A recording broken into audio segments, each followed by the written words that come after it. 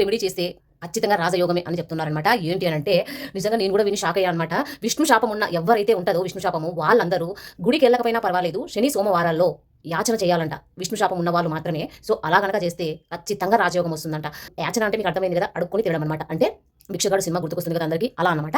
So అలా అడుక్కున్న డబ్బులు ఏవైతే ఉన్నాయో అవి 1 ఇయర్ పాటు మనం సేవ్ చేసుకోవాలంట. సేవ్ చేసుకున్న తర్వాత చూడండి రాజయోగం వస్తుంది. సెలబ్రిటీస్ అయినా, రాజకీయ నాయకులైనా, ఎవరైనా విష్ణు శాపం ఉన్న ప్రతి ఒక్కరు ఇది చేస్తే ఖచ్చితంగా రాజయోగం వస్తుంది. ఇటువంటి రెమెడీస్ ఎవరు చెప్పరు అని చెప్పి స్వామి చెప్తున్నాడు అనమాట. చెప్పినా కూడా చాలా మంది చేయరు. ఎందుకు అనంటే సిగ్గు. ఇప్పుడు మనం ఒకలా ఉంటాము. ఇప్పుడు అడుక్కుని తినాలంటే మొత్తం మన డ్రెస్సింగ్ మారిపోవాలి, మన హెయిర్ స్టైల్ మారిపోవాలి, మన ముఖంలో కూడా అంతా మారిపోవాలి. అంతా టోటల్గా అడక తినే వాళ్ళు ఎట్లా ఉంటారో సో అలా ఉండాలన్నమాట. మన ఊర్లలో మనకు సిగ్గు అనిపిస్తే వేరే ఊర్లోకి వెళ్ళి చేయండి. This is the best remedy అని చెప్పడం జరిగింది. రాజయోగం కోసం చేయొచ్చులే కానీ ఎక్కడ చేయాలా, ఎక్కడ చేయాలని టోటల్గా మనం అంతా మారిపోవాలా. మారిపోయినా అడక తినడం ఫస్ట్ కాబట్టి ఒక్కొక్కసారి భయం వేస్తుంది, సిగ్గు అనిపిస్తుంది. ట్రై చేస్తే మాత్రం బెస్ట్ రెమెడీ అన్నట్టు చెప్తున్నారు. ట్రై చేయాల్సిన ప్రతి ఒక్కరైతే ట్రై చేయండి. మీకు ఏమన్నా అనిపించింది అని అంటే కామెంట్ చేయండి.